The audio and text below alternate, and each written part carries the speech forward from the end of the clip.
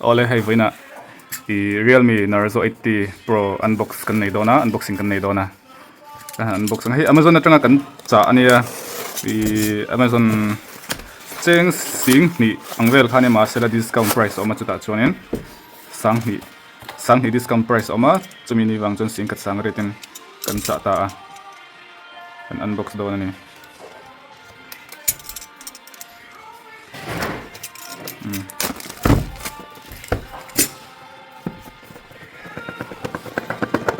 bompo type chae ta hianin sim card ejection pin le phone cover ron chom thap me hai tharo khop me chuanin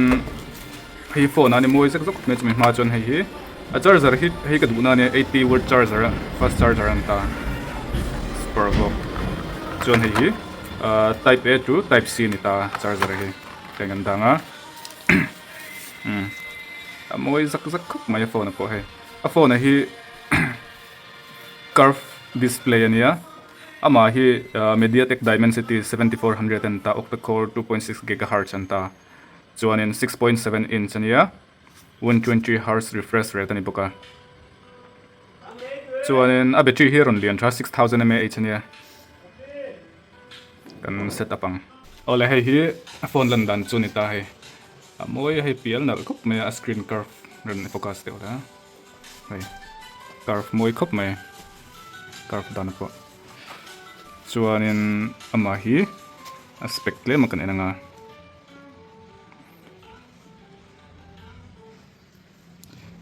128GB internal anta are ma hi 8GB ni 10GB upgrade thai ni hi ang no hi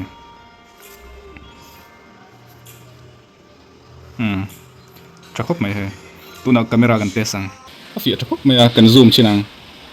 camera zoom 20x thang thai ni hi zoom po he zoom thui thai khop mai mas latle na blur ve do to 20x singa hi chonin zoom po chae video 10x thang video hi chon tle na blur do china chonin street photography te po mani hi moi khop mai underwater tui chunga te ko alak thei don tina ni slow motion te oma IP66 60 869 ka support in ka khia so lo chonin a thakap mai